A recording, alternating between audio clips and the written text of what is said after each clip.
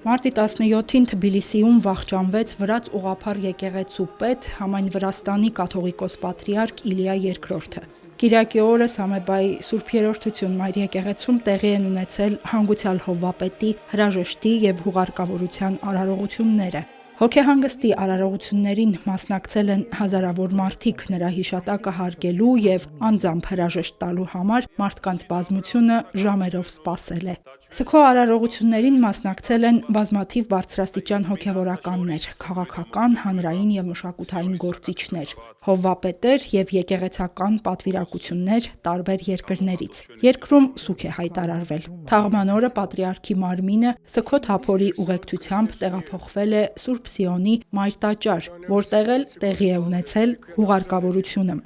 Իլիա II-ը շուրջ կես դար առաջնորդել էր վրաց եկեղեցին։ Նա համարվում էր իր ժամանակի ամենահեղինակավոր կրոնական գործիչներից մեկը, որը շենացրել եւ պայծառացրել է վրաց եկեղեցին անաստվածության խորհրդային տասնամյակներից հետո։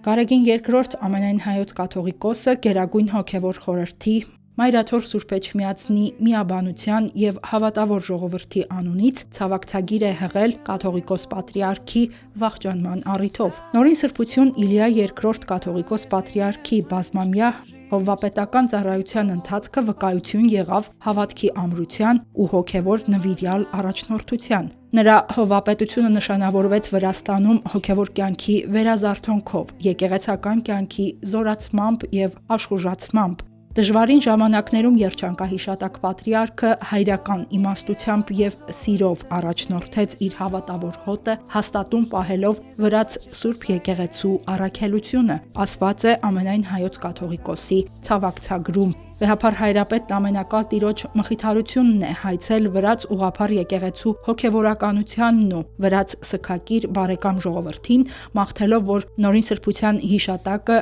միշտ վառ մնա, հավատավոր իր զավակների սրտերում եւ ներշնչման աղբյուր դառնա գալիք սերունդների համար։ Հերմինե Հակոբյան, եկեղեցական կյանք։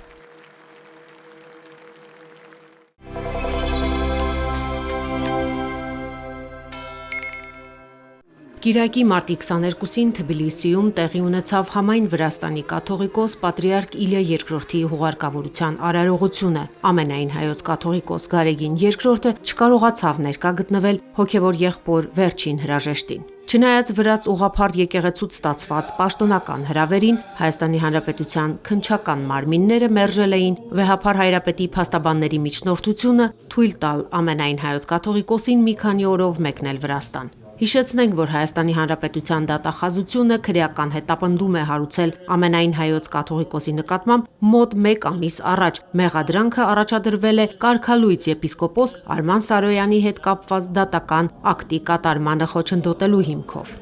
Հենց այս քրեական վարույթի շրջանակում կիրառված խափանման միջոցն է արգելում հայ եկեղեցու գահակալին հատել Հայաստանի Հանրապետության պետական սահմանը։ Ավելի վաղ բազմաթիվ փաստաբաններ ու իրավաբաններ հայտարարել էին, որ ամենայն հայոց հայրապետի եւ Գերագույն հոգևոր խորհրդի անդամների նկատմամբ վարույթն ու մեղադրանքները ինքնին հակաիրավական են։ Սահմանադրական կարգի համաձայն պետությունը իրավունք չունի միջամտելու եկեղեցու ներքին գործերին եւ Մայրաթորը իրավասու է եկեղեցական պաշտոնից ազատ արձակել կամ կարգալույծ հռչակել եկեղեցականին։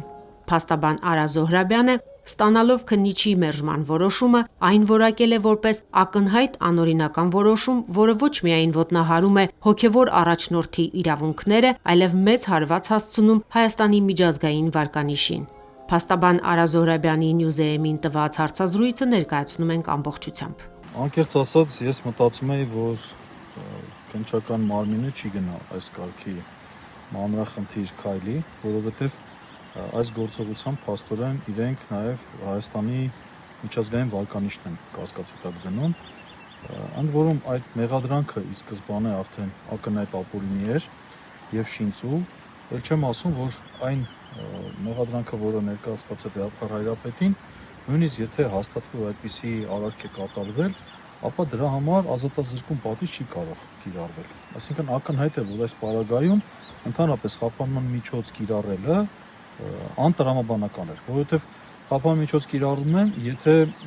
կա մտավախություն, որ կարող է մեղադրյալը փախուստի դիմել։ Հիմա ինչպես կարող անձը փախուստի դիմել, եթե իմանալու է, որ իր նկատմամբ ամենավատագույն դեպքում էլ չի կարող ազատազրկում կիրառվել, այդ չեմ ասում, որ այստեղ մենք գործ ունենք Վեհապար Հայրապետի անձի հետ, ով իր նաև օրինակով ցույց տվեց, որ փախուստի դիմող անձ չէ։ Նա ամբողջ հայ ազգի հոգևոր հովիվն է եւ բնականաբար իր օրինակով ցույց է տվել իր վերաբերմունքը եւ իր քաջությունը։ Այս մյուս կողմից, եթե թույլատրեին էլ, այստեղ կարելի է տարընթերցումների առիթ կարող էր տալ այս որոշումը, որ իշխանությունները փաստորեն թույլ տվեցին, այսինքն նրան ընդունում են որպես կաթողիկոս եւ թույլ են տալիս, այո, կամ զիջումների են գնում։ Երկակի կարելի է մեկնաբանել։ Տեսեք, օրինակ մեղադրյալ ներգրաված եպիսկոպոսներից մեկին Վահան Սրբազանին թույլատրեցին, որպեսզի գնա ԱՄՆ եւ բուժում ստանա։ Այսինքն այդ որոշումը կայացրեցին, նա վերացվեց եւ նա մեկնեց բուժում ստանալու։ Այս գործով որպես անձ են, այսինքն որպես պացիենտի են երևի թույլատրել։ Այս դեպքում շատ կոնկրետ վերաբերմունք կար տա այդ։ Բոլոր դեպքերում ասեմ, սա իրականում խայտարակ վերաբերմունք է, ուղղված ամենայն հայոց հայրապետի նկատմամբ եւ մեր հայ ազգի նկատմամբ։ Սա ուղղակի անկեղծած չեմ կարողանում սուր խոսքերից խուսափելով ինչ-որ բան պատասխանել։ Իդեպ երեք ազգային ժողովում ԱԱԾ տնօրեն Անդրանիկ Սիմոնյանը կաթողիկոսի մասին արտահայտվելիս նրան դիմեց կտրիչ ներսիսյան ձևակերպմամբ, ինչը բացառ նիկոլական քարոզչամիջոցի թեզերից է համարվում։ Սա ոնց է գնահատում, որտեղ ԱԱԾ-ն ըստ երևույթին դե յուրե համարվում է անկախ մարմին եւ բացառ իրենք քաղաքական գիծ են տանում։ Շատ վատ են վերաբերվում, ԱԱԾ ղեկավարը դա ոչ թե վարչապետի անձնական անվտանգություն ապահովող պաշտոնատար անձն է, այլ նա Հայաստանի Հանրապետության ազգային անվտանգություն ապահովող պաշտոնատար անձն է եւ մի բան էլ ասեմ, օրինակ Վեհապար Հայրապետի աշխարհիկ անունը Գարեգին Բ. Ներսիսյան։ Այդպես է, անձնագրով դուք չեք կարողանա կտրիչ Ներսիսյան անով անց գտնել։ Գարեգին Բ. Ներսիսյան։ Հետևաբար, եթե ազգային անվտանգության ծառայության ղեկավարը, ով ի պաշտոն է եւ իրավաբանորեն պարտավոր է այդ պարզ իրողությունը գիտակցել, նա չէր կարող այլ կերպ դիմել Վեհապար Հայրապետին եւ ակնհայտ է նա դա անում է ուղղակի արամարանք ցուցաբերելով։ Անձնագրում ինչպես է նշված։ Գարեգին Բ. Ներսիսյան։ Այնպես։ Այո։ Վեհապար Հայրապետի աշխարհիկ անունը անձնագրում նշված է Գարեգին Բ. Կտրիչ Ներսիսյան։ անվանումը որտեղից է։ Դա եղել է Վեհապար Հայրապետի նախկին անունը, այո, նախկին անունն եղել, որը փոխվել է հայաստանյան օրենքների համապատասխան եւ այսօր Վեհապար Հայրապետի աշխարհիկ ավազանի անունը Գարեգին Բ. Ներսիսյան է։ Հետևաբար այսօր եւ Նիկոլ Փաշինյանը եւ ԱԱԾ ղեկավարը եւ մյուս պաշտոնատար անձինք, երբ որ կտրիչ Ներսիսյանով են դիմում, նրանք դա զուտ անում են իբրև փորձում են դուրս դնել Վեհապար Հայրապետի հոգեվոր կարգավիճակ, այսինքն իբրև փորձում են վիրավորական հիմնագույն տալ այս ամեն ինչին, բայց առնվազն պետք է դիմեն ավազանի անունով, որը այս պահին Գարեգին Բ. Ներսիսյանն է։ Պարոն Զոհրաբյան, իսկ մենակ կաթողիկոսի վերաբերյալ միջնորդությունն է մերժվել, եթե չեմ սխալվում, Նաթան Սրբազանի վերաբերյալ եւս նման միջնորդություն։ Այո, միջնորդության մեջ նաեւ անդրադարձել ենք Նաթան Սրբազանին, այո, մերժվել է նաեւ այդ մասով։ Վեհապար Հայրապետի եւ Նաթան Սրբազանի մասով մերժվել է։ Նաթան Սրբազանի հետ կապված եւս այդ նույն մտավախությունը ունեն, ինչ որ ըստ էության այդ մտավախությունը վերաբերում է երկու բացառիկ հոգեվորականներին։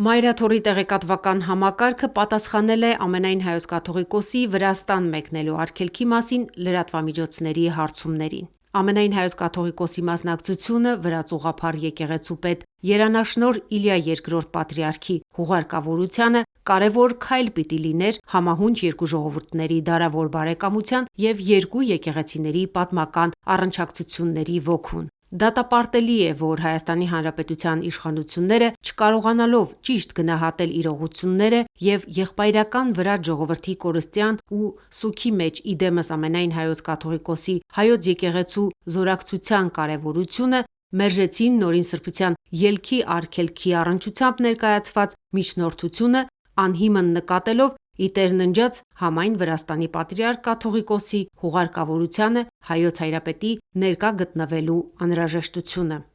Նման գործելավոճը պախարակելի է, չի բխում Հայաստանի Հանրապետության շահերից, նաև մեծապես հարվածում է ինչպես երկրի արդարադատությանը, այնպես եւ միջազգային վարկանիշին։ Այսպիսով, հերթական անգամ իշխանությունները հակասահմանադրական քայլով ակնհայտ քաղաքական որոշմամբ սահմանափակեցին ամենայն հայոց կաթողիկոսի միջեկեղեցական հարաբերությունների շրջանակում գործունեություն ծավալելու հովվապետական պարտականություններն ու իրավունքները։ Այս ամենը հնարավոր չէ այլ կերպ որակել, քան իրագործված ապօրինի հետապնդում և բռնաճնշում, ասված է Մայրաթոռի տեղեկատվական համակարգի պատասխանում։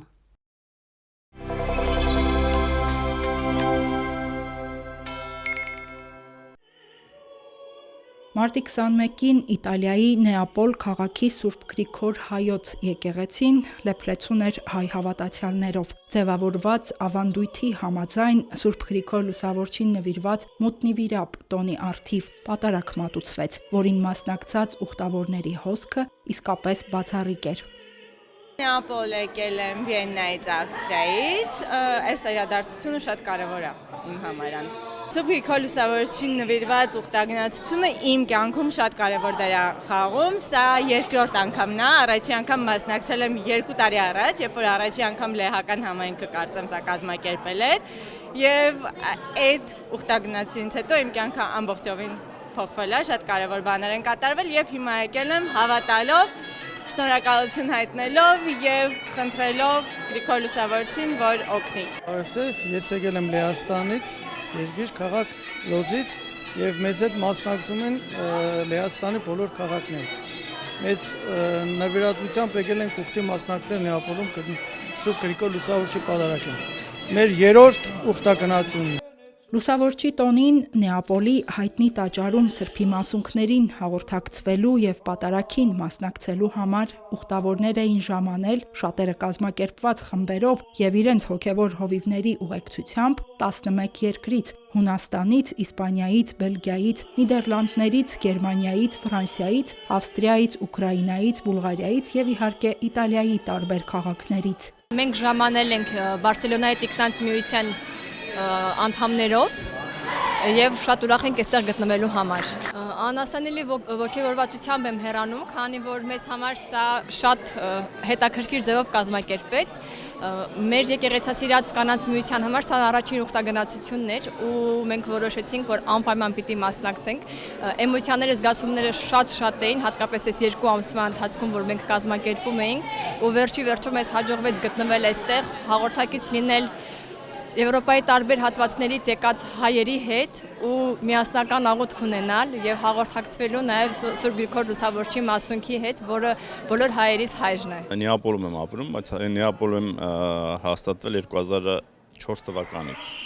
23 տարի մենք ապրում եմ, ես արդեն ապրում եմ Նեապոլում։ 2007 թվականից կազմակերպել ենք այստեղ Նեապոլի հայ խումբը, որ հետագայում դարձել է համայնք, հաճախ կազմակերպում ենք տարբեր միջոցառումներ, ամենակարևոր միջոցառումներից մեկը, որ մենք անպայման հավաքվում ենք, դա ապրիլի 24-ն է, ու եթե ինչ-որ էքստրեմալ բաներ անում, օրինակ պատերազմի ժամանակ համախմբված, մենք մեր համայնքով գնացել ենք Հռոմ մասնակցելու։ Այսօրվա միջոցառումը շատ մեծ կարևորություն ունի, որտեղ ինձ թվում է, որ Նեապոլում կամ արտասահմանում գտնվող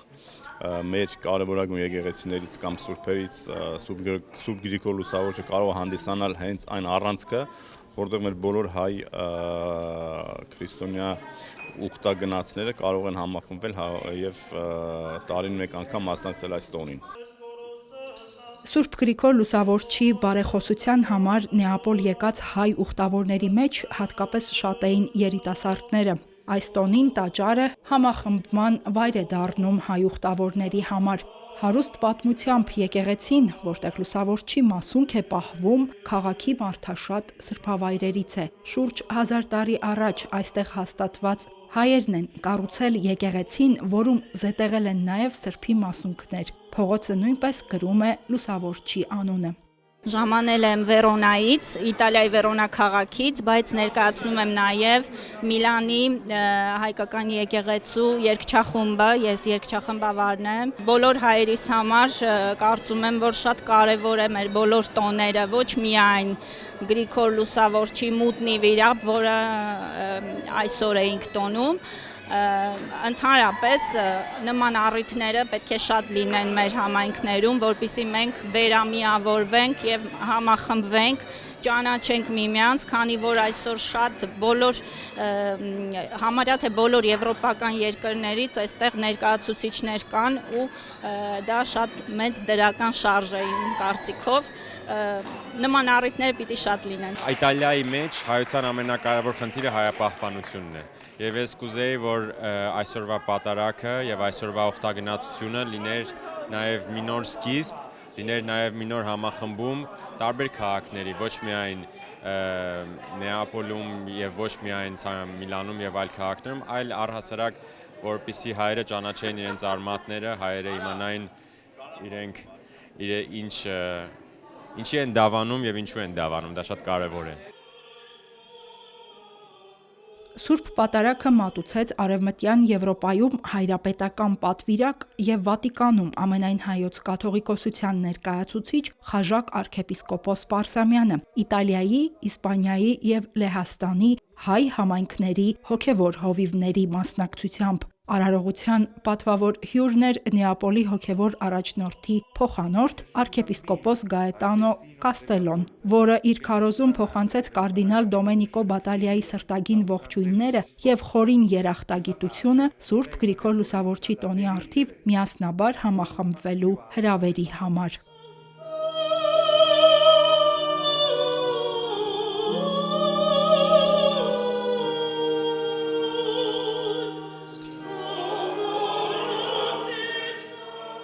Arczepiskopos Castellon կարևորեց քրիստոնեական եղբայրությունն ու եկեղեցիների միջև երկխոսությունը, որոնք վերահաստատվել են Հռոմի Պապ Լևոն 14-րդի եւ Գարեգին II ամենայն հայոց կաթողիկոսի հանդիպման ընթացքում։ Քարոզում անդրադարձ կատարվեց նաեւ միջազգային լարված իրավիճակին, ընդգծելով խաղաղության հրատապ անհրաժեշտությունը եւ դատապարտելով պատերազմն ու բռնությունը խթանող ուժերին։ Arczepiskopos-ը մաղթեց, որ Սուրբ Գրիգոր Լուսավորիչ որն իր անսասան հավատքով վճռական դեր է ունեցել հայոց դարձի մեջ, բարեխոսի բոլորի համար։ Պատարագի վերջում Խաժակ arczepiskopos Պարսամյանը եւս հանդես եկավ պատգամով, նախ շնորհակալություն հայտնեց փոխանորդին իր մասնակցության եւ վանքի միանձնուհիներին ջերմ հյուրընկալության համար, ապա անդրադարձավ Սուրբ Գրիգոր Լուսավորչի կերպարին եւ նրա մշտական ներկայությանը հայ ժողովրդի հոգեվոր կյանքում, շեշտելով, որ Սուրբը միայն պատմական անձ չէ, այլ վերածնության խորհրդանիշ, անցում խավարից դեպի լույս։ Սուրբ Գրիգորի վիրաբի փորձառությունը այսօր նաև մեզ համար հարազատ է։ Արդյոք մեր ժողովուրդը արդյոք չանցնիր վիրաբի նման փորձությունները։ Արդյոք մեր անհատական կյանքին մեջ յուրաքանչյուրս հոգի խորքը չգան վիրաբներ, հուսահատության, մեղքի, վախի եւ փակվածության մթին խորխորատներ, բայց ինչպես լուսավորչի բարակային, այնպես ալ այսօր Աստված կմնա նույնը, ան չի թողուր, որ վիրաբը դառնա վերջնական խավար, Աստված կվերածեզայն աղոթքի դպրոցի սրբության վարժարանի վկայության վայրի։ Սուրբ Գրիգոր Լուսավորիչը կարաշնորթե մեզ այն ճանապարհին, որ մեզ գտանի խաչեն թեպի հարություն։ Մեկ կողմ է դրթատ թագավորի քազանացած մարդագերությունը, հալածանքը, փանդարգությունները, մահվան սպառնալիքը եւ մյուս կողմ է Աստուծո անսահման ողորմությունը, որ գվերազեն նույն այդ թագավորի առաջնորդությամբ ամբողջ ասկմը քրիստոնյա ժողովուրդ, նոր Իսրայել։ Սուրբ Գրիգոր իր գենթանի կյանքով քարոզեց այն, ինչ որ մենք կհիշադակենք Սուրբ Պատարագի խորհրդի արարողության մեջ, որ մահեն զնավ կյանք, վիրաբեն զնավ ազատություն։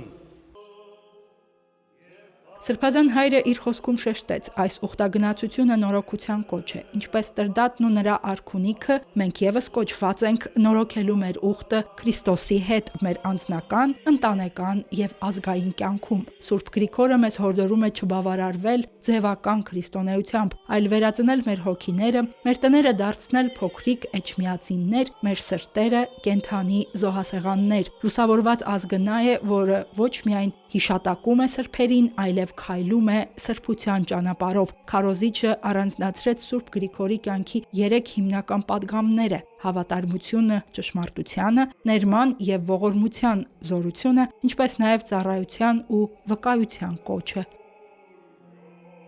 3 մեծ ուղեսներ մեզ ուղված, մեր ժողովրդին ուղված։ Առաջինը հավատարմություն ճշմարտության։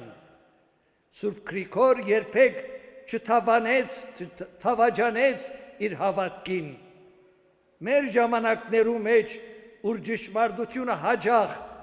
արևդուրի գթրվի,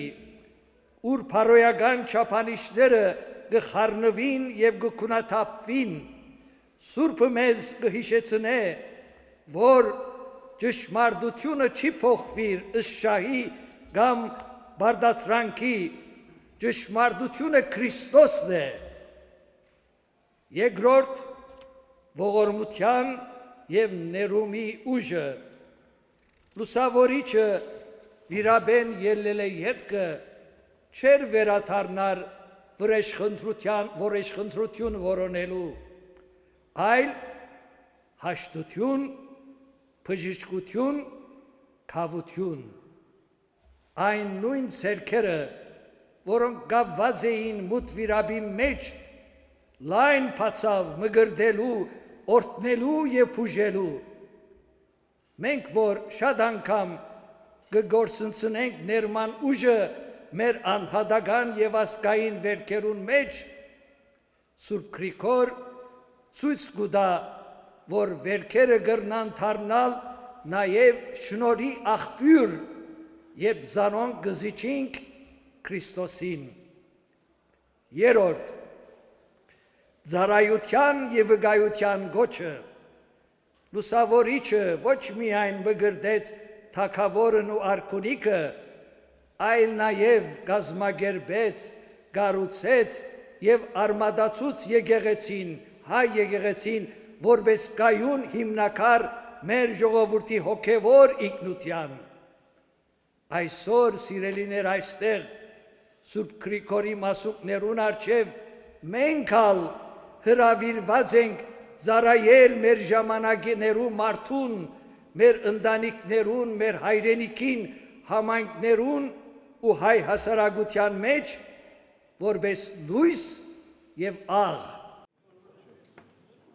Վերջում Սրբազանը ներկաներին հորդորեց աղոթել եւ Սրբի բարեխոսությունը հայցել, որ Սուրբ Գրիգոր Լուսավորչի հոգևոր շունչը վերանորոգի հոգևորականներին իրենց առաքելության, ղեկավարներին իրենց ծառայության մեջ, մեր ընտանիքներին դաստիարակության, մեր երիտասարդներին իրենց որոնումների ու պայքարի մեջ, եւ որ նրա բարեխոսությամբ Աստված այցելի մեր հայրենիք Հայաստան, մխիթարի բռնի տեղահանված Արցախահայությանը, զորացնի մեր ժողովրդին, բժշկի վիրավորներին եւ պարգևի արդար ու խաղաղ ապագա։ Հերմինե Հակոբյան, Տիգրան Ավալյան, Եկեղեցական կյանք։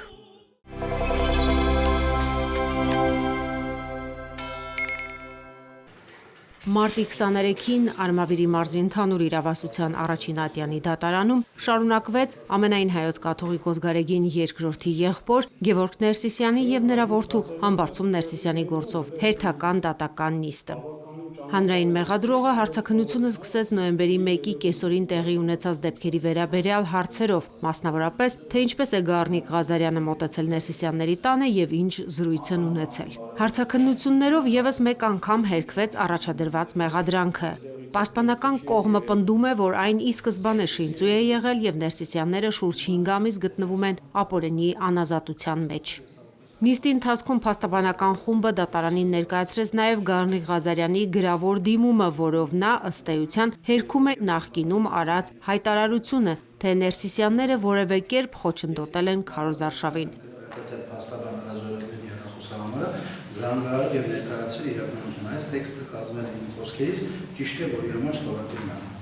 Ղազարյանը նշել է, որ չէր պատկերացնում, թե իրեն ոստիկանություն կկանչեն ցուցմունք տալու եւ գործը այսպիսի հնչեղություն կստանա։ Հիմնական դատալսումների ավարտից հետո փաստաբանական խումբը միջնորդություն ներկայացրեց տնային կալանքը վերացնելու վերաբերյալ։ Դատարանը սակայն այն թողեց անփոփոխ։ Ներսիսյանների գործով հաջորդ դատական նիստը նշանակվեց ապրիլի 6-ին ժամը 16-ին Արմավիրի մարզի ընդհանուր իրավասության առաջին ատյանի դատարանում։